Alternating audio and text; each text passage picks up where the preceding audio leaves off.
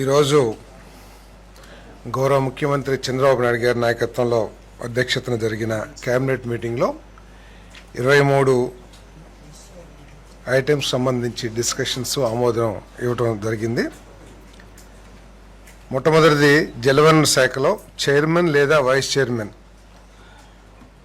Managing committee సభ్యుడిగా ఎంపిక అవ్వకుండా లేదా ఎంపిక అనంతరం కొనసాగకుండా అనర్హులను చేయటానికి సంబంధించిన సబ్సెక్షన్ 5ను తొలగించడం.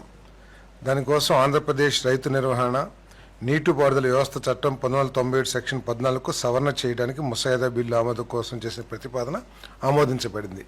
ఏంటంటే ముఖ్యంగా గతంలో 2 పిల్లల కంటే ఎక్కువ ఉంటే లోకల్ బాడీస్లో కానివ్వండి, ఈ నీటి సంఘాల్లో కానివ్వండి సభ్యునిగా పోటీ చేయటానికి అనర్హత ఉండేది. మరి అది 1997లో చట్టం. తర్వాత ఈ విధానాన్ని సమీక్షించిన తర్వాత రాష్ట్ర సంతానోత్పత్తి రేటు 2.1కి తగ్గిపోతుంది 3.7 నుంచి. సో ఈ డెమోగ్రఫీ ఇంబ్యాలెన్స్ని సరిచేయటానికి కొన్ని నిర్ణయాలు తీసుకోవాల్సిన అవసరం ఉంది. దాంట్లో భాగంగా గతంలోనే మీ అందరికీ తెలుసు లోకల్ బాడీ ఎలక్షన్స్కి దీన్ని సవరించిన విషయం కూడా తెలిసింది. ఇది కూడా సవరించి 2 పిల్లలు ఇంకా అంటే కూడా ఎక్కువ ఉన్నా కూడా దీంట్లో పోటీ చేయడానికి అర్హత కలిగే విధంగా చట్టాన్ని సవరించబడిందని చెప్పేసి మనం చేస్తాం. నీటి సంఘాల ఎన్నికలకి ఇంతకుముందు 2 పిల్లల కంటే ఎక్కువ ఉంటే అనర్హులు. ఇప్పుడు దాన్ని సవరించి ఎంతమంది పిల్లలు ఉన్నా కూడా అనర్హత లేకుండా సవరించబడింది.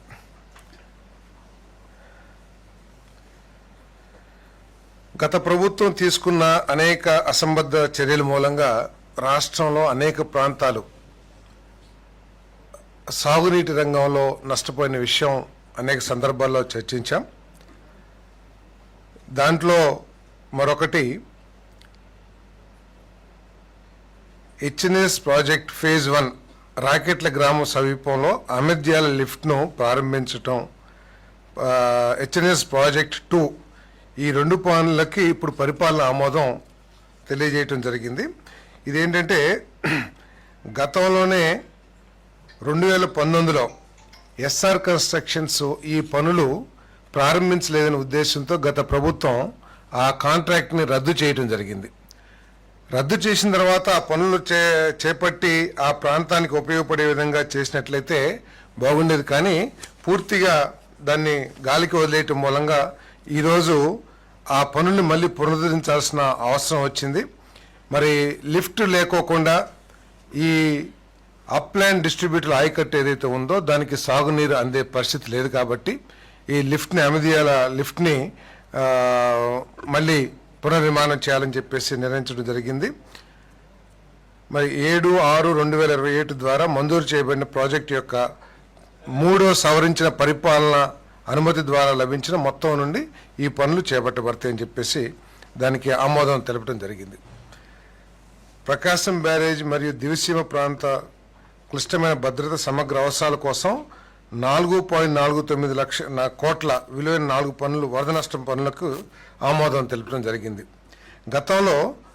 గత సంవత్సరం వచ్చిన అధిక వర్షాలకి ఫ్లడ్స్కి జరిగిన డ్యామేజెస్కి దాదాపు 107 కోట్లతో ఇప్పటికే క్యాబినెట్ ఆమోదించడం జరిగింది. దాదాపు 517 పనులకి రాష్ట్ర వ్యాప్తంగా 517 పనులకి 107 కోట్లతో ఇప్పటికే ఆమోదం తెలపడం జరిగింది క్యాబినెట్. ఆ పనులు కూడా ప్రారంభించడం జరిగింది. తర్వాత అక్కడ శాసనసభ్యులు అక్కడ ప్రాంత రైతుల రిక్వెస్ట్ మేరకు ఏదైతే ప్రకాశం బ్యారేజ్ పక్కనున్న కట్టలు ఏదైతే ఉన్నాయో బండ్స్ దివిసీమలో తర్వాత ప్రకాశం బ్యారేజ్ దగ్గర వీకెన్ అయ్యి ఇదే విధంగా దీన్ని ఇమీడియట్గా రిపేర్ చేయకపోతే మళ్ళీ ఏదన్నా వరదలు వచ్చినా వర్షాలు వచ్చినా కూడా అవి పూర్తిగా డ్యామేజ్ అయ్యి ప్రజలకి నష్టం జరిగిద్దనే ఉద్దేశంతో మరి ఆ ప్రాంత శాసనసభ్యులు రిక్వెస్ట్ మేరకు ఈ 4.49 కోట్ల విలువైన పనులకి ఆమోదం తెలపడం జరిగింది. అంతేకాకుండా ఈ పనులు ఇప్పటికే ప్రారంభించడం జరిగింది, టెండర్లు పేయడం కూడా జరిగింది. దీన్ని క్యాబినెట్ అప్రూవల్ లేకపోవడం మూలంగా ఫైనాన్స్ వారు రిజెక్ట్ చేస్తే ఇప్పుడు క్యాబినెట్ ఆమోదం తీసుకుని ఆ పనుల్ని పూర్తి చేసే చర్యలు తీసుకుంటామని చెప్పేసి మనం చేస్తాను.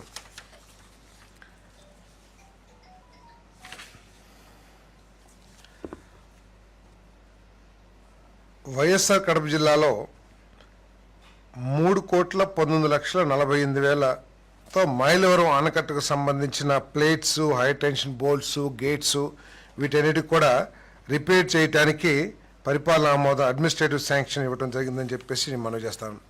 మరి మైలవరం రిజర్వాయర్ తుంగభద్ర హెచ్ఎల్సి ప్రాజెక్టులో భాగమైన మైలవరం రిజర్వాయర్ 1981-82లో నిర్మాణం చేయడం జరిగింది. దాంట్లో 9.965 టీఎంసీల వాటర్ ఈ ప్రాజెక్టులో స్టోర్ చేయడానికి అవకాశం ఉంటే తర్వాత వచ్చిన గండికోట రిజర్వాయర్ మూలంగా దీని కెపాసిటీ కూడా తగ్గించడం జరిగింది. నవంబర్లో 2021లో వచ్చిన భారీ ఇన్ఫ్లో మూలంగా ఈ మన వాల్స్, గేట్స్ ఈ అన్నీ కూడా స్ట్రక్చర్స్ అన్నీ కూడా డ్యామేజ్ అయిపోయినా కూడా గత ప్రభుత్వం ఏం పట్టించుకోని పరిస్థితులు చూసాం. ఇదే కనుక కొనసాగినట్లయితే భవిష్యత్తులో ఎప్పుడైనా వరదలు వచ్చినా లేకపోతే ఎక్కువ ఇన్ఫ్లోస్ వచ్చినా కూడా సిస్టమ్ దెబ్బతినే అవకాశం ఉంది. కాబట్టి మరి ఈ 3,19,45,000తో ఈ రిపేర్స్కి ఏది ప్లేట్స్ కానివ్వండి లేకపోతే హై టెన్షన్ బోల్ట్స్ అవన్నీ కూడా రిపేర్ చేయడానికి పరిపాలన ఆమోదం ఇవ్వటం జరిగిందని చెప్పేసి మనం చేస్తాను. అదేవిధంగా 1,15,403 ఎకరాల ఆయకట్టుకు నీరు అందించడానికి మరియు తిరుపతి జిల్లాలోని తిరుపతి మరియు తిరుమలకు తాగునీటిని అందించడానికి వీలుగా హెచ్ఎన్ఎస్ఎస్ వ్యవస్థ యొక్క బ్రాంచ్ కెనాల్ నీవా నుండి నారావారిపల్లె సమీపంలో మూలపల్లి ట్యాంక్ మరియు 4 క్యాస్కేడింగ్ ట్యాంకులు కళ్యాణి ఆనకట్టకు నీరు సరఫరా చేసేందుకు 126 కోట్ల రూపాయల విలువైన పనికి ఆమోదం తెలపడం జరిగింది. దీనికి ఈ కళ్యాణి కట్ట గురించి అందరికీ తెలిసిందే. దీని ద్వారా దాదాపు 1,15,403 ఎకరాలు సాగునీరు అందించడానికి, తిరుపతి తిరుమలకి త్రాగునీరు అందించడానికి గతంలోనే ప్రభుత్వం చంద్రబాబు నాయుడు గారి ప్రభుత్వం తెలుగుదేశం ప్రభుత్వం ఉన్నప్పుడే మరి 2017లోనే 2017-18 ప్రాంతాల్లో టెండర్లు కూడా ఇవ్వటం జరిగింది ఎన్సీసీకి. కానీ ఆ వర్కులు స్టార్ట్ కాలేదనే ఉద్దేశం కానివ్వండి ఏదైనా కానివ్వండి గత ప్రభుత్వం క్యాన్సిల్ చేసి మళ్ళీ ఆ పనులు అవసరం ఉందా లేదే అనే రివ్యూ కూడా చేయకోకుండా ఆ ప్రాజెక్టును పూర్తిగా మూలపడేయటం జరిగింది. మరి 1,15,000 ఎకరాలకి సాగునీరు తిరుమల తిరుపతి మనందరికీ తెలిసిందే. ప్రతి సంవత్సరం పాపులేషన్ కానివ్వండి ఫ్లోటింగ్ పాపులేషన్ కానివ్వండి పెరుగుతున్న విషయం అందరూ కూడా చూస్తూ ఉన్నాం. సో దీన్ని అవసరాలను దృష్టిలో పెట్టుకుని ఇప్పుడు 126 కోట్లు మొత్తానికి అంటే హెచ్ఎన్ఎస్ సంస్థ యొక్క నీవా బ్రాంచ్ కెనాల్ నుండి మూలపల్లి ట్యాంకు తర్వాత అంటే నారావారిపల్లి సమీపంలో మరియు 4 క్యాస్కేడింగ్ ట్యాంకులు మరియు కళ్యాణ ఆనకట్టకు నీటిని సరఫరా చేయడానికి 126.06 కోట్ల మొత్తానికి మంత్రిమండలి ఆమోదం తెలిపింది.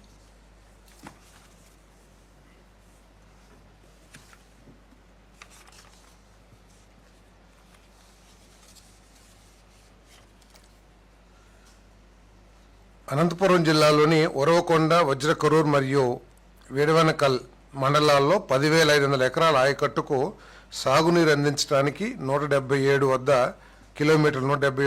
హెచ్ఎన్ఎస్ఎస్ ప్రధాన కాలం నుండి 100 క్యూసెక్కుల నీటిని ఎత్తివేయడానికి లిఫ్ట్ చేయడానికి వజ్రకరూరు మండలం రాగులపాడు గ్రామ సమీపంలో 55.6 కోట్ల మొత్తంతో కొత్తలపల్లి లిఫ్ట్ పథకం పనికి ఆమోదం కోసం చేసిన ప్రతిపాదనని మంత్రిమండలి ఆమోదించడం జరిగిందని చెప్పేసి నేను మనవి చేస్తాను.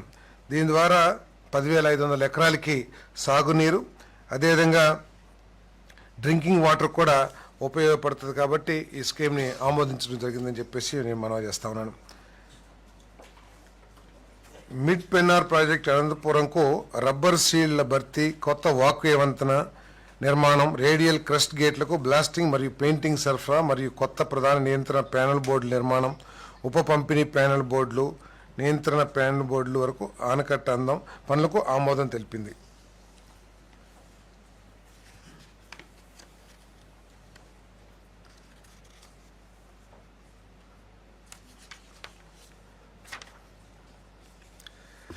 ఈ పెన్నా నది మీద మిడ్ పెన్నార్ రిజర్వాయర్ ఏదైతే ఉందో 5.2 టీఎంసీ సామర్థ్యం కలిగిన రిజర్వాయరు 1962లో నిర్మించడం జరిగింది. గత 10 సంవత్సరాల నుంచి దీని నిర్వహణ పూర్తిగా చేయకపోవటం మూలంగా అనేక సమస్యలు తలెత్తినాయి. మరి పాత వైరింగ్, ఎందుకంటే అక్కడన్నీ కూడా లిఫ్ట్లకి ఉపయోగించే ప్యానెల్స్, ఎలక్ట్రికల్ వర్క్స్ అయితే ఉన్నాయో అవన్నీ కూడా డ్యామేజ్ అయిపోయిన పరిస్థితుల్లో దాన్ని పూర్తిగా మళ్ళీ ఫుల్ కెపాసిటీతో పనిచేయటానికి ఈ రిపేర్స్ అన్నీ కూడా చేయటానికి కావాల్సిన ప్రతిపాదనని ఆమోదించడం జరిగిందని చెప్పేసి మనం చేస్తాం.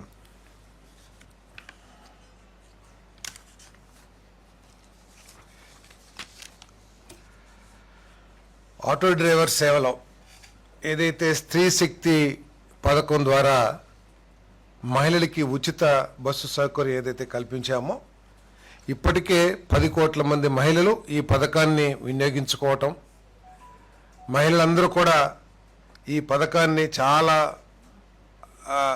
సంతోషంగా ఆమోదించి పథకాన్ని వినియోగించుకుంటూ మనందరం కూడా చూస్తున్నాం.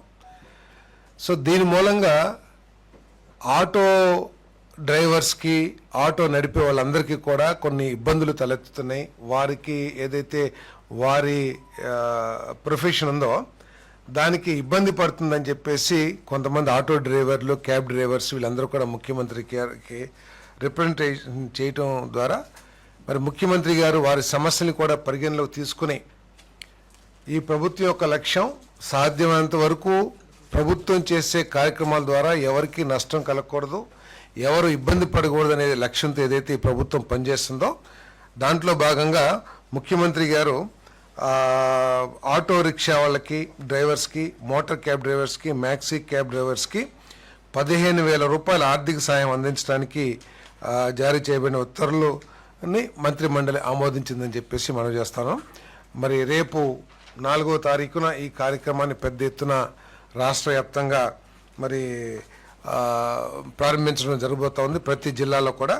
దీని ద్వారా దాదాపు 2,90,669 మంది క్యాబ్ డ్రైవర్స్ కానీ, ఆటో డ్రైవర్స్ కానీ ఈ పథకం ద్వారా లబ్ధి పొందుతారని చెప్పేసి మనం చేస్తాను. ఎవరైనా సరే అర్హత ఉండి, ఎందుకంటే చాలా పారదర్శకంగా అర్హుల లిస్టుని తయారు చేయడం జరిగింది. ఎవరికైనా సరే అర్హత ఉండి బై మిస్టేక్ ఎవరికైనా రాకపోతే వాడు ఇమీడియట్గా గ్రీవెన్స్లు అప్లై చేస్తే వారు కూడా ఇవ్వడం జరుగుతుందని చెప్పేసి మనం చేస్తాను. మరి మొత్తం ఈ పథకం ద్వారా 436 కోట్ల భారం ప్రభుత్వం భరించబోతుందని చెప్పేసి మనం చేస్తానండి. మొత్తం 2,90,669 మందికి ఈ పథకం ద్వారా లబ్ధి చేకూరుతుంది 15,000 రూపాయలు. ఆటో డ్రైవర్ సేవలో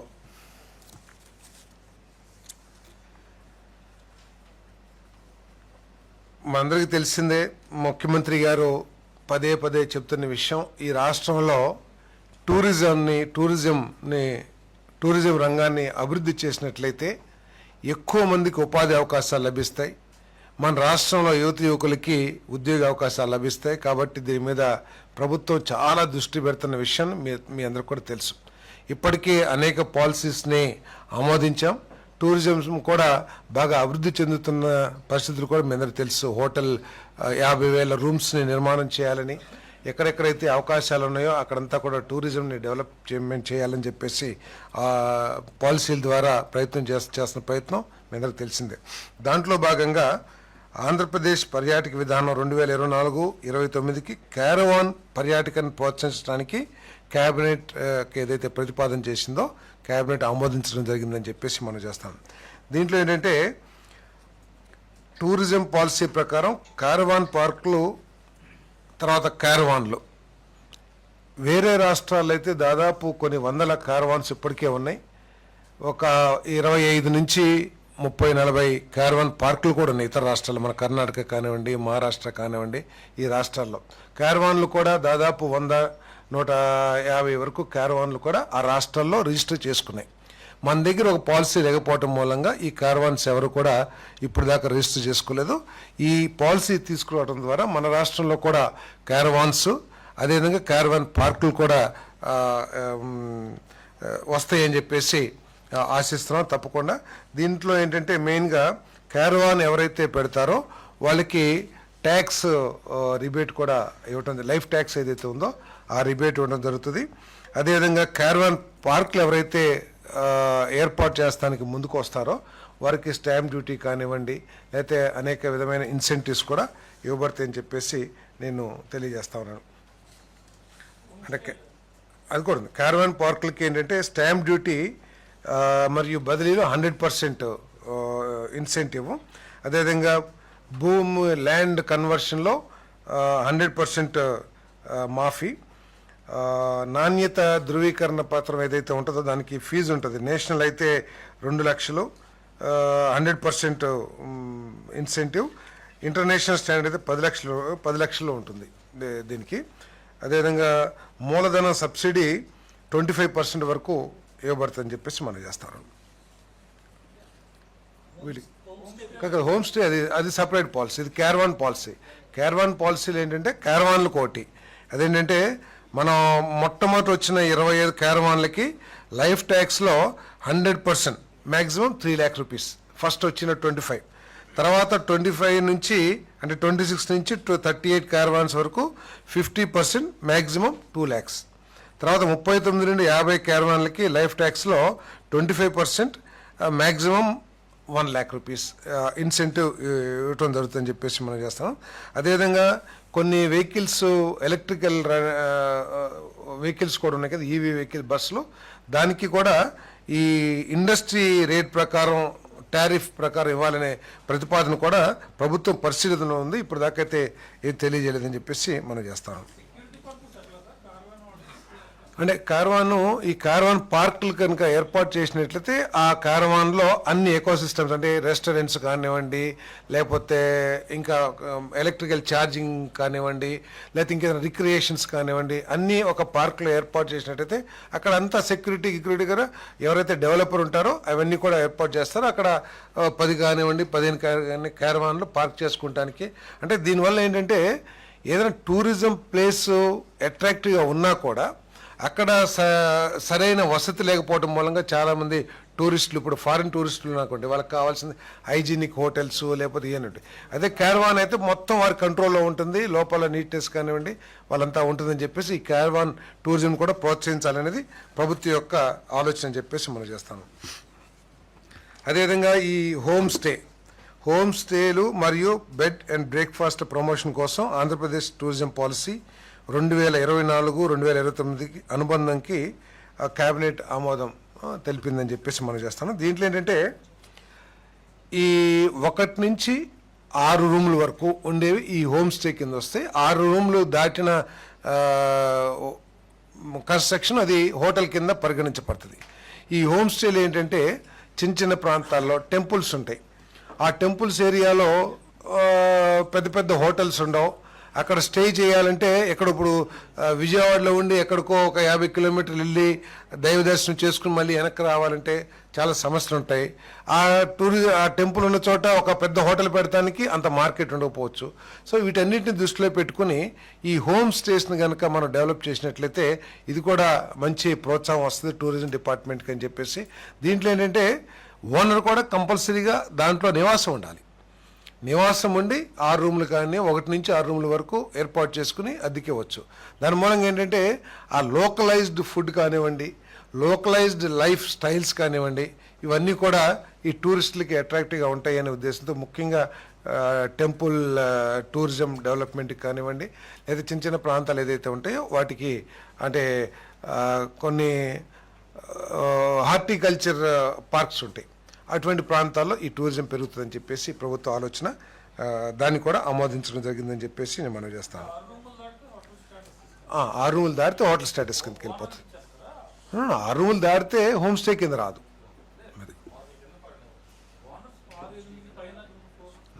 6 రూముల వరకు హోమ్ స్టే కింద వస్తుంది. 6 రూమ్స్ దాటితే అది హోటల్ కింద కన్సిడర్ అవుతుంది. దాని రూల్స్ దాని రెగ్యులేషన్స్ అన్నీ కూడా వేరుగా ఉంటాయి.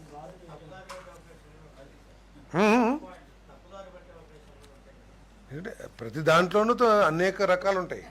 అది మన మీద ఆధారపడి ఉంటుంది. దానికి నియంత్రించడానికి ప్రభుత్వ యంత్రాంగం అంతా కూడా రెడీగా ఉంటుంది. ఎప్పుడైనా నా బోటు నీ బోటు ఏదైనా ఏదో మీరు అన్నట్లు జరిగితే ప్రభుత్వం కఠిన చర్యలు తీసుకుంటుంది ఎవరైనా సరే.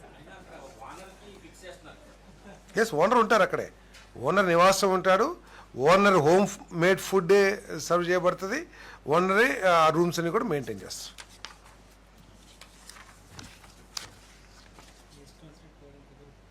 కుదరదు. దానికి కూడా కొన్ని రూల్స్ రెగ్యులేషన్స్ ఉంటే దాన్ని చాలా కఠినంగా అమలు చేస్తాం కూడా జరుగుతుందని చెప్పేసి మనం చేస్తాం. ఓకే, మున్సిపల్ అడ్మినిస్ట్రేషన్ మరియు అర్బన్ డెవలప్మెంట్.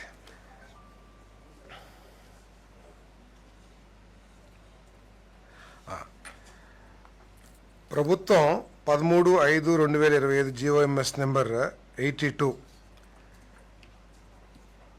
ద్వారా PH అండ్ MED మరియు APGBC కింద 281 అమృత్ 2O ప్రాజెక్టులు అమలు చేయడానికి 10,251.72 కోట్ల మొత్తానికి పరిపాలనా అనుమతిని మంజూరు చేసింది.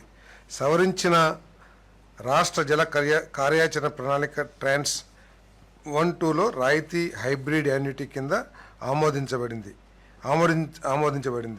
ఈ ఛామ్ మోడల్ మరియు ఇట్లా ఏంటంటే ఈ ఛామ్ మోడల్ కింద 281 పనుల్ని అమృత్ 2O కింద ఏదైతే ఉన్నాయో ఈ 281 పనుల్ని ప్రతిపాదించి టెండర్లు కూడా పిలవటం జరిగిందని చెప్పేసి మనం చేస్తున్నాం. ఛామ్ మోడల్ కింద, ఛామ్ అంటే మీకు తెలిసిందే కదా, కన్సెషనరీ హైబ్రిడ్ యాన్యుటీ మోడల్ కింద పిలుసు. అయితే ఈ టెండర్లో పార్టిసిపేట్ చేసిన బిడ్డర్స్ చాలామంది వారి అభిప్రాయాల్ని తెలియజేశారు ప్రభుత్వానికి ఏ విధంగా ఉంటే ఎందుకంటే ఇది ఒక కొత్త మోడల్ మన రాష్ట్రంలో అమల్లోకి తీసుకొచ్చిన విధానం కాబట్టి దీనికి సంబంధించి దీంట్లో పార్టిసిపేట్ చేసిన బిడ్డర్స్ చాలామంది సూచనలు చేశారు. సూచనలు ఏంటంటే 2024-2025 SSR ప్రకారం ఈ పనులన్నిటి కూడా 10,251 కోట్ల పనులన్నింటి కూడా ఎస్టిమేట్ ప్రిపేర్ చేయబడింది. అయితే దీంట్లో పార్టిసిపేట్ చేసిన బిడ్డర్స్ అందరూ కూడా 2025-2026 SSRని పరిగణలోకి తీసుకోవాలని చెప్పేసి కోరటం జరిగింది. అదేవిధంగా EMD మనందరికీ తెలిసిందే, టెండర్ వేసేటప్పుడే EMDని బిడ్డర్స్ అందరూ కూడా సబ్మిట్ చేయాల్సి ఉంటుంది, బ్యాంక్ గ్యారెంటీ రూపంలో కానీ లేకపోతే నగదు రూపంలో కానీ. వారు ఏమడిగారంటే ఇది కొత్త మోడల్ కాబట్టి, ఛామ్ మోడల్ కాబట్టి ఈ 2.5% ఏదైతే EMD ఉంటుందో సక్సెస్ఫుల్ అయిన బిడ్డర్కి అగ్రిమెంట్ చేసే సమయంలో తీసుకోండి అని చెప్పేసి రిక్వెస్ట్ చేశారు. టెండర్ టైంలో కాకుండా అగ్రిమెంట్ చేసే టైంలో తీసుకోండి అని చెప్పేసి రిక్వెస్ట్ చేశారు. ఆ 2.5% కూడా బ్యాంక్ గ్యారెంటీ రూపంలోనే కాకుండా ఈ మధ్య ఇన్సూరెన్స్ కంపెనీలు కూడా కొన్ని షూరిటీ బాండ్స్ ఇస్తా ఉన్నాయి. ఆ బాండ్స్ని కూడా కన్సిడర్ చేయండి బ్యాంక్ గ్యారెంటీ బదులు అని చెప్పేసి కూడా రిక్వెస్ట్ చేయడం జరిగింది. అదేవిధంగా నార్మల్ టెండర్ సిస్టంలో, కాంట్రాక్ట్ సిస్టంలో 7.5% సెక్యూరిటీ డిపాజిట్ కింద హోల్డ్ చేస్తారు ప్రతి పేమెంట్లో కూడా, అన్ని R&B కానీ ఇరిగేషన్ కానీ. ఇది అంతా కొత్త మోడల్ కాబట్టి మొత్తం మేమే పెట్టుబడి, బిడ్డర్సే 60% వరకు పెట్టుబడి పెడుతున్నారు కాబట్టి ఈ 7.5% రద్దు చేయమని చెప్పేసి కూడా రిక్వెస్ట్ చేయడం జరిగిందని చెప్పేసి నేను మనవి చేస్తాను. అదేవిధంగా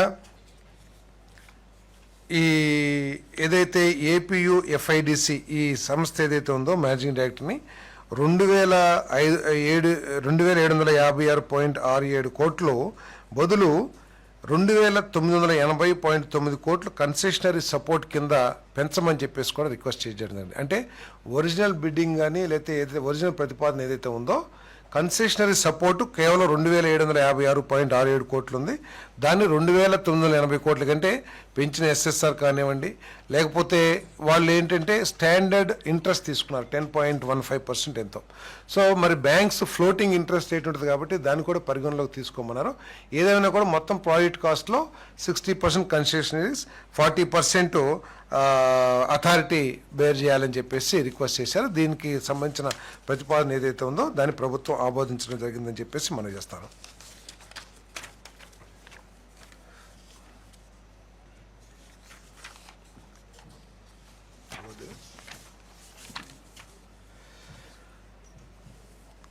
తర్వాత ఇప్పటికే మన CRDAలో ఇంతకుముందు అమరావతి డెవలప్మెంట్ అనేది ఇట్లా SPV వెహికల్స్ ఏదైతే స్పెషల్ పర్పస్ వెహికల్స్ ఏదైతే ఉన్నాయో ఈరోజు కొత్త SPV ఫార్మేషన్ కోసం ప్రతిపాదన ఏదైతే వచ్చిందో దాన్ని ఆమోదించడం జరిగింది.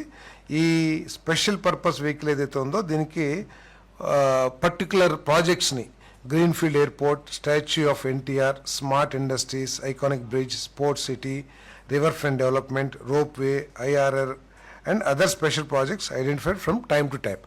ఈ ప్రాజెక్టులు ప్రత్యేకంగా ఈ ప్రాజెక్టుల కోసం ఒక ఎస్పీవీని ఏర్పాటు చేయాలని చేసిన ప్రతిపాదనకి ప్రభుత్వం ఆమోదం తెలిపిందని చెప్పేసి మనం చేస్తాను.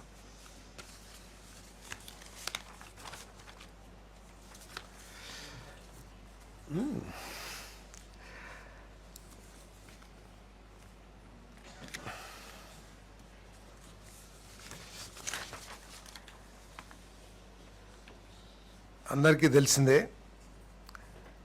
ఏపీసీఆర్డీఏ అమరావతి క్యాపిటల్ని డెవలప్ చేయడానికి ఏపీసీఆర్డీ యాక్ట్ 2014 ఏదైతే ఉందో 37,916 ఎకరాలని ల్యాండ్ పూలింగ్ ద్వారా సేకరించాలని చెప్పేసి, అమరావతిని అభివృద్ధి చేయడానికి సేకరించాలని చెప్పేసి ప్రతిపాదించింది. 37,916 2014లో. మే 2019కి అంటే గత చంద్రబాబు నాయుడు గారి ప్రభుత్వం ఉన్నప్పటికీ 34,385 ఎకరాలు మాత్రమే పూలింగ్లో తీసుకోవటం జరిగింది. 34,385 ఎకరాలు. 3,531 ఎకరాలు రైతులు పూలింగ్లో ఇవ్వటానికి ముందుకు రాలేదు. అయితే 2,101 ఎకరాన్ని ల్యాండ్ ఎక్విజిషన్ కింద, అంటే ఎవరైతే పూలింగ్కి ఇష్టపడలేదో ఆ ల్యాండ్ని ల్యాండ్ ఎక్విజిషన్ కింద తీసుకోవాలని చెప్పేసి ఆ రోజు ప్రతిపాదించడం జరిగింది. 2,101.5 ఎకరాలు ల్యాండ్, 2,101.5 2016-17లో ల్యాండ్ అక్విజిషన్ ద్వారా తీసుకోవాలని చెప్పేసి నిర్ణయించడం జరిగింది. దాంట్లో 191.62 ఎకరాలకి అవార్డ్స్ కూడా పాస్ అయింది ల్యాండ్ ఎక్విజిషన్ కింద. అంటే ఏదైతే 2013 ల్యాండ్ ఎక్విజిషన్ యాక్ట్ ఏదైతే ఉందో ఆ యాక్ట్ ప్రకారం 191.62 ఎకరాలకి అవార్డు కూడా పాస్ చేయడం జరిగింది. తర్వాత 369.23 ఎకరాలు ఆ రైతులే మళ్ళీ పూలింగ్లో ఇస్తామని చెప్పేసి ముందుకొచ్చి పూలింగ్లో ఇవ్వటం జరిగింది. 369.23 ఎకరాలు. తర్వాత 1,197.37 ఎకరాలు ల్యాండ్ ఎక్విజిషన్ నుంచి విత్డ్రా చేసుకుంది ప్రభుత్వం.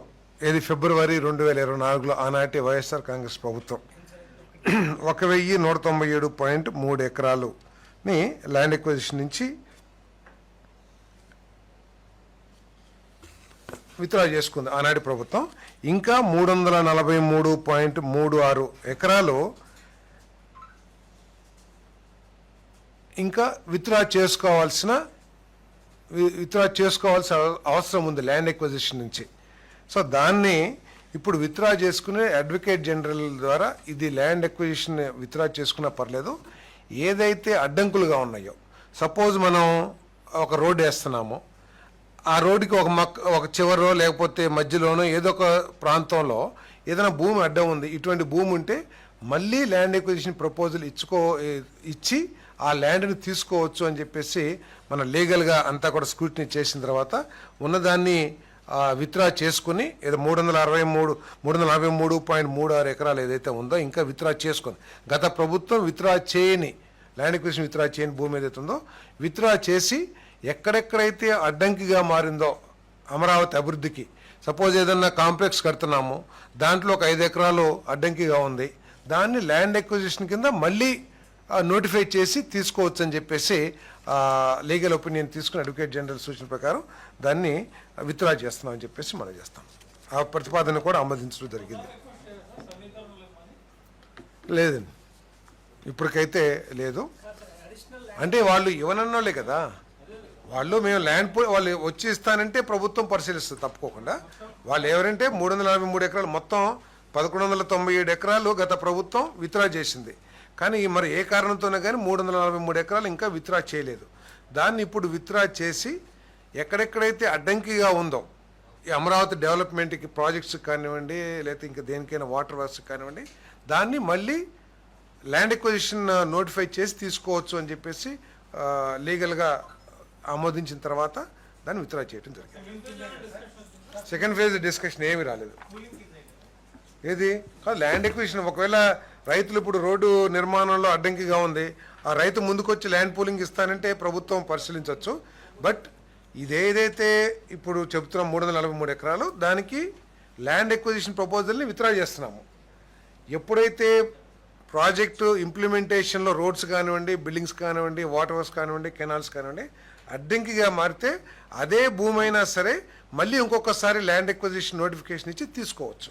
లేదా ఆ రైతులు ముందుకు వచ్చి పూలింగ్లు ఇస్తా అన్నారు అనుకోండి, తప్పకుండా ప్రభుత్వం పరిశీలిస్తుంది.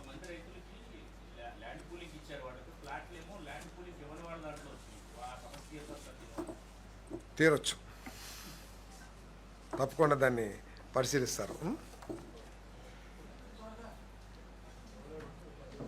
ఇప్పుడు తిరుపతిలో ఎస్వివియు యూనివర్సిటీకి గుంటూరు లాంలో రీజనల్ పౌల్ట్రీ ఫామ్లో 26.19 ఎకరాలు కేటాయిస్తూ జారీ చేయబడిన GOMs number 10 AHDD and F 2 విభాగం 13/10/2008 ఆంధ్రప్రదేశ్ హైకోర్టు ఆదేశాలకు అనుగుణంగా ప్రక్కన పెడుతూ ఆ భూమి కేటాయింపును రద్దు చేయడానికి మరియు గతంలో గుంటూరు జిల్లా veterinary officers mutually aided cooperative housing building సొసైటీకి 10 ఎకరాలు కేటాయిస్తూ జారీ చేయబడింది. ఏంటంటే 2 పార్సెల్స్ని అంటే 16.19 ఎకరాలకేమో ఎస్వివి యూనివర్సిటీకి అలాట్ చేశారు, అది లాంగ్ ఫామ్లో భూమిని. 10 ఎకరాలేమో హౌసింగ్ బిల్డింగ్ సొసైటీ అంటే mutually veterinary officers mutually aided cooperative house building సొసైటీకి 10 ఎకరాలు కేటాయిస్తూ 2008లో ఆర్డర్స్ ఇచ్చారు. అయితే కోర్టుకు వెళ్ళటం జరిగింది. కోర్టుకు వెళితే ఆ యూనివర్సిటీకి ఇచ్చిన ఏదైతే ఉందో దాన్ని రిజెక్ట్ చేసింది కోర్టు. బట్ ఏదైతే ఎంప్లాయీస్కి veterinary officers aided cooperative housing building సొసైటీకి ఏదైతే ఇచ్చారో అప్పటికి చాలా కాలం అయిపోయింది. దాంట్లో థర్డ్ పార్టీ ఇంట్రెస్ట్లు కూడా క్రియేట్ అయినాయి. మరి ఇన్ని సంవత్సరాల తర్వాత వాళ్ళని క్యాన్సిల్ చేయటం కరెక్ట్ కాదు కాబట్టి వాళ్ళని మళ్ళీ తిరిగి వారికి ఇచ్చేయమని చెప్తే దానికి ఆ ప్రతిపాదన ఏదైతే ఉందో మునుపటి ఉత్తర్వులను పునరుద్ధరించడానికి చేసిన ప్రతిపాదనకు రాష్ట్ర మంత్రిమండలి ఆమోదం తెలిపింది. నేషనల్ కోఆపరేటివ్ డెవలప్మెంట్ కార్పొరేషన్ నుండి AP state cooperative marketing federation limited ద్వారా 1000 కోట్ల అదనపు వర్కింగ్ క్యాపిటల్ రుణాన్ని పొందేందుకు ప్రభుత్వ హామీని పొడిగించడానికి మరియు ఆ మొత్తాన్ని విజయవాడలోని AP state civil supplies corporation inter corporate రుణంగా బదిలీ చేయడానికి వరి సేకరణ బకాయిలను క్లియర్ చేయడానికి మంత్రిమండలి ఆమోదం తెలిపింది. ఈ ప్రభుత్వం వరి కానివ్వండి, పొగాకు కానివ్వండి, కోకో కానివ్వండి, మామిడికాయలు కానివ్వండి, వీటన్నిటినీ కూడా ఎప్పుడైతే రైతు నష్టపోతున్నాడని ప్రభుత్వం దృష్టికి వచ్చిందో ఖర్చుకి వెనకాడకుండా ఆర్థిక సమస్యలు ఉన్నా కూడా అప్పు తీసుకొచ్చైనా సరే రైతు సమస్యను పరిష్కరించాలి, రైతును ఆదుకోవాలనే లక్ష్యంతో ఈ 15 నెలలు కూడా ప్రభుత్వం పనిచేస్తూ ఉంది. దాంట్లో భాగంగానే ఈ సంవత్సరం దాదాపు 53 లక్షల టన్నుల ధాన్యాన్ని ఈ ప్రభుత్వం సేకరించడం జరిగింది.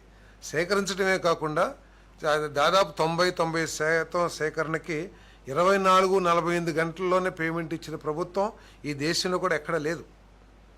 సో అదేవిధంగా పొగాకు బ్లాక్బెర్రీ ఏదైతే ఉందో 12 రూపాయలు, తర్వాత 9 రూపాయలు, 6 రూపాయలు అనుకుంటాను.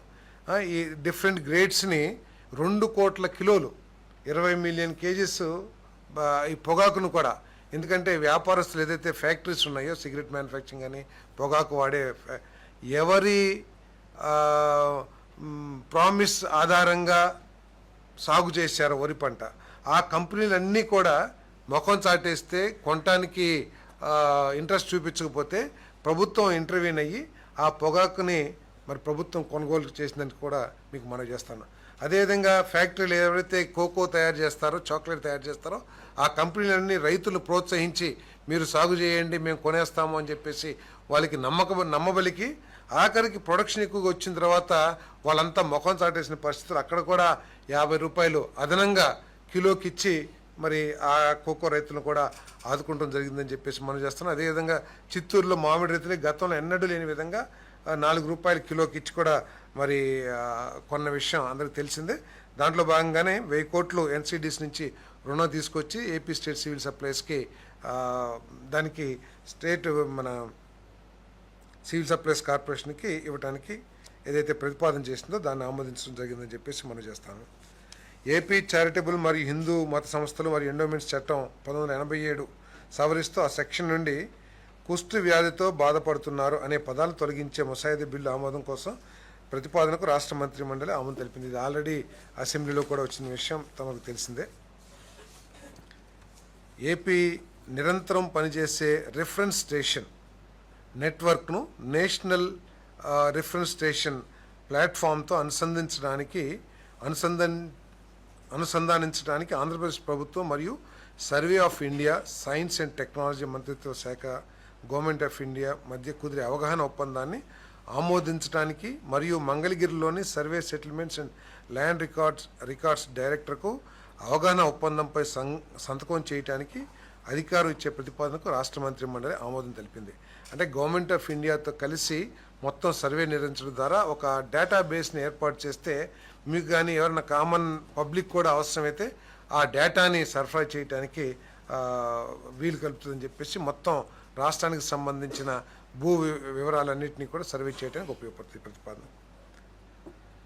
నంద్యాల జిల్లా పాణ్యం మండలం పిన్నపురం గ్రామంలో ఉన్న ప్రభుత్వ భూమిని 174 ఎకరాల భూమిని మెస్సెస్ గ్రీన్ కో ప్రైవేట్ లిమిటెడ్ ద్వారా ఇంటిగ్రేటెడ్ రెన్యూవబుల్ ఎనర్జీ ప్రాజెక్ట్ స్థాపన కోసం నెట్కాప్కు బదిలీ చేయడానికి అప్పుడు విధానం ప్రకారం జిఓఎంఎస్ నెంబర్ 16 ఎనర్జీ డిపార్ట్మెంట్ తేదీ 13/6/2020 ప్రకారం ఎకరాకు 5 లక్షలకు నిర్ణయించిన భూమి రేటును ఆ సమయంలోని అన్ని అంశాలను దృష్టిలో ఉంచుకొని సాధారణ షరతులకు లోబడి నిర్ణయించడం అయిందని, అయితే జిల్లా కలెక్టర్ ప్రతిపాదించిన విధంగా మరియు ఇంధన శాఖ స్పష్టం చేసిన విధంగా ఎకరా మార్కెట్ విలువ 6.25 లక్షలుగా నిర్ణయిస్తూ రెవెన్యూ శాఖ చేసిన ప్రతిపాదనకు రాష్ట్ర మంత్రి మండలి ఆమోదం తెలిపింది. అంటే గతంలో 5 లక్షలకి ఇచ్చారు, బట్ కలెక్టర్ ఆ రేట్స్ అన్ని కూడా రివ్యూ చేసి మార్కెట్ రేట్ని 6,25,000గా చేస్తే దాన్ని కూడా ఆమోదించడం జరిగిందని చెప్పేసి మనం చేస్తాం.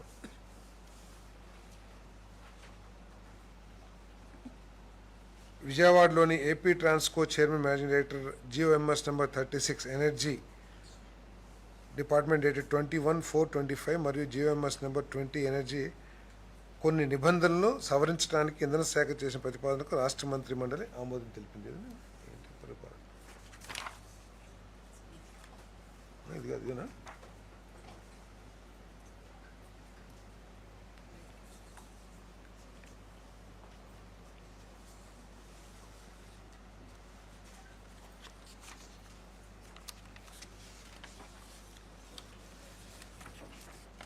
గతంలో గవర్నమెంట్ జేఎస్డబ్ల్యూ నియో ఎనర్జీ ఏదైతే ఉందో 88 మెగావాట్లు కర్నూలు డిస్టిక్లో శాంక్షన్ చేయడం జరిగింది.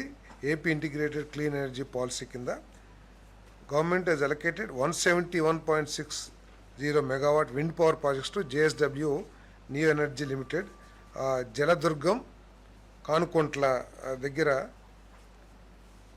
అలాట్ చేయడం జరిగింది 2024లో.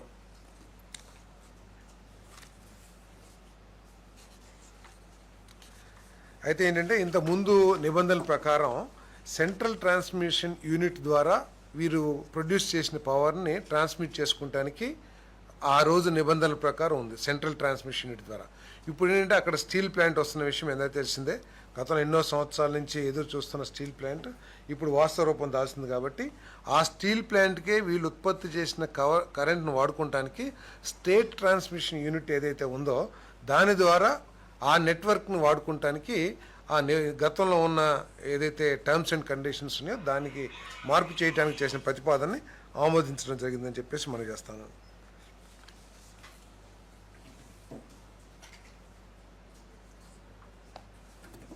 నెట్ క్యాప్ యొక్క వీసీ అండ్ ఎండి ప్రతిపాదించిన విధంగా ఏపీలోని గ్రీన్ హైడ్రోజన్ వ్యాలీ డిక్లరేషన్ ప్రకారం గ్రీన్ హైడ్రోజన్ మరియు దాని ఉత్పత్తుల ప్రమోషన్ కోసం ఒక సలహా కమిటీని ఏర్పాటు చేయడానికి రాష్ట్ర మంత్రి మండలి ఆమోదం తెలిపింది.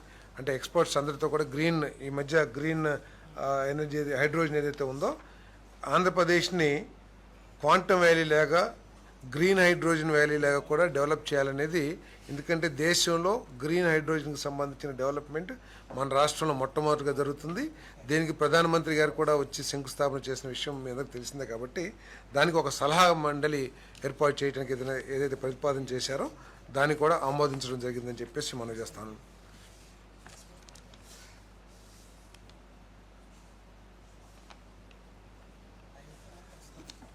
కాకినాడ 1 MMTPA గ్రీన్ హైడ్రోజన్ ఆధారిత గ్రీన్ అమోనియా తయారీ company AM green ammonia India private limited అభ్యర్థన మేరకు పత్రాలు సమర్పించడంలో జాప్యానికి విధించిన జరిమానాతో పాటు ఇండియన్ స్టాంప్ చట్టం 1989 సెక్షన్ 9(1) కింద స్టాంప్ డ్యూటీని మరియు ఏపీ రిజిస్ట్రేషన్ చట్టంలోని 1908లోని సెక్షన్ 78 కింద రిజిస్ట్రేషన్ రుసుమును మినహాయించడానికి రాష్ట్ర మంత్రిమండలి ఆమోదం తెలిపింది. అంటే ఈ ప్రాజెక్ట్ ఇంప్లిమెంటేషన్ చాలా ఆలస్యమైంది.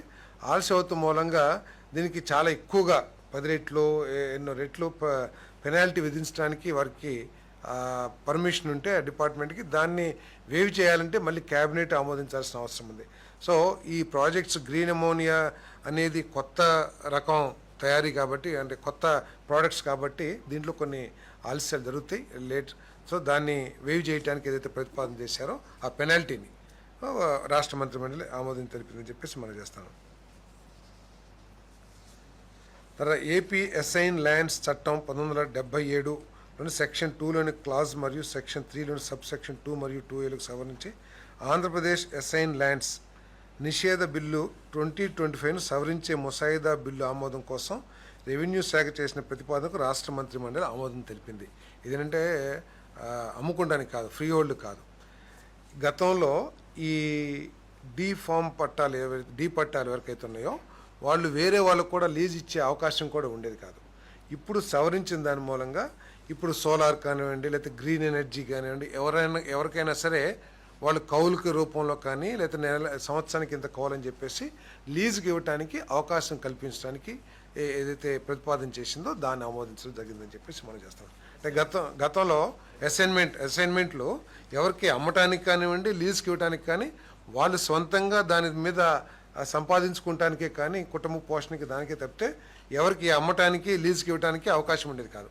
కానీ ఇప్పుడు చేసిన ప్రతిపాదన ఏదైతే ఉందో వాళ్ళు గ్రీన్ ఎనర్జీ పాలసీ కింద సోలార్ ప్లాంట్స్ కానివ్వండి, లేకపోతే ఏదైనా గ్రీన్ ఎనర్జీలో CBG ప్లాంట్స్ కానివ్వండి, దేనికైనా సరే సంవత్సరానికి ఇంత కౌలని పెట్టుకుని వారు ఇచ్చే అవకాశం కల్పించడం కోసం ఈ ప్రతిపాదన చేశారు.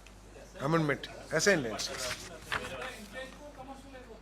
ఎందుకండి అప్పుడు అక్కడ వ్యవసాయానికి లాభం లేదు, లీజుకి ఇస్తే వాళ్ళ కింద ఆదాయం పెరుగుతుంది కదా. వ్యవసాయం అయినా సరే కౌలుకి ఇస్తారు కదా, వరి పంట కానీ లేదా తీసుకోకపోతే దాన్ని వారికి లాభదాయకంగా ఉంటే మన పంట పండించడం నష్టం ఉందనుకోండి, దీనివల్ల లాభం పొందితే వారికి మేలే జరుగుతుంది కదా. అది వారి ఇష్టం, అదేమి నిర్బంధం కాదు, లేకపోతే ఇవ్వాల్సిందనే కాదు. వారికి ఇష్టమైతే లీజుకి ఇచ్చుకోవచ్చు. Okay sir. ఏదండి అసలు తీసేశారు, దానికి ఆల్టర్నేటివ్ ఏముండదు. కుష్టుబా అని తీసేశారు అంతే, దానికి ఆల్టర్నేటివ్ మళ్ళీ కుష్టుకు ఇంకా ఆల్టర్నేటివ్ ఉంటుందా? ఏమి లేదు, లేదండి ల్యాబ్ యాక్టివ్.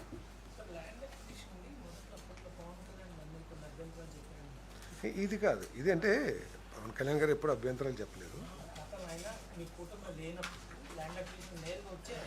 ఓకే, అప్పుడు వచ్చారేమో. ఇప్పుడు ఏంటంటే ఇదేమి కొత్త ల్యాండ్ ఎక్విజిషన్ ప్రతిపాదన కాదు. గతంలో చేసిన ప్రతిపాదనలోనే కొంత భూమి ఆ రోజు కొంతమంది రైతులు వ్యతిరేకించారు, ల్యాండ్ పూలింగ్ కింద ఇవ్వలేదు. మధ్యలో రైతులు వ్యతిరేకించినంత మాత్రం ప్రాజెక్ట్ని ఆపుకోలేరు. సో ఆ రోజు ల్యాండ్ ఎక్విజిషన్కి ప్రతిపాదన చేశారు. ఎవరైతే వ్యతిరేకించారో సుమారు ఏదైతే ఎక్స్టెండ్ చెప్పానో 3400. ఓకే, ఆ ల్యాండ్ ఎక్విజిషన్ యాక్ట్ ప్రకారం, ల్యాండ్ ఎక్విజిషన్ యాక్ట్ 2013 ఏదైతే ఉందో ఆ యాక్ట్ ప్రకారం సేకరించాలని చెప్పేసి ప్రభుత్వం ప్రతిపాదన చేసింది. తర్వాత వచ్చిన ప్రభుత్వం కొంతమంది దాంట్లో రైతులు 396 ఎకరాలు ఎంతోమంది రైతులు తర్వాత ముందుకొచ్చి మరి అమరావతి అభివృద్ధి చెందుతుంది, మరి ప్రభుత్వానికి ఉన్న ఆలోచనలు పరిగణలోకి తీసుకుని ఆ అభివృద్ధిని పరిగణలోకి తీసుకుని 396 ఎకరాలకు సంబంధించిన రైతులు పూలింగ్లో ఇస్తామని ముందుకొచ్చారు. తర్వాత ఒక 190 ఎకరాలకు ఎంతో అంటే సబ్జెక్టు ఇందాక చెప్పాను ఫిగర్స్. వాళ్ళేమో ల్యాండ్ ఎక్విజిషన్ ప్రపోజల్స్ ప్రొసీజర్ పూర్తి అయిపోయి దానికి అవార్డ్స్ కూడా పాస్ చేయడం జరిగింది. ఏదైతే మిగిలిపోయిన గత ప్రభుత్వం ఒక 1100 ఎకరాలకి చిల్లర ఎకరాలకి ల్యాండ్ ఎక్విజిషన్ విత్డ్రా చేసుకున్నారు. ఇంకా విత్డ్రా చేసుకొని భూమి 343 ఎకరాలు ఏదైతే ఉందో దాన్ని ల్యాండ్ ఎక్విజిషన్ ప్రపోజల్స్ నుంచి విత్డ్రా చేసేసి ఎక్కడైతే ఆన్గోయింగ్ ప్రాజెక్ట్స్కి అడ్డంకిగా ఉందో ఆ భూమిని తిరిగి ల్యాండ్ ఎక్విజిషన్ ప్రపోజల్ ద్వారా సేకరించడానికి నోటిఫికేషన్ ఇచ్చి సేకరించడానికి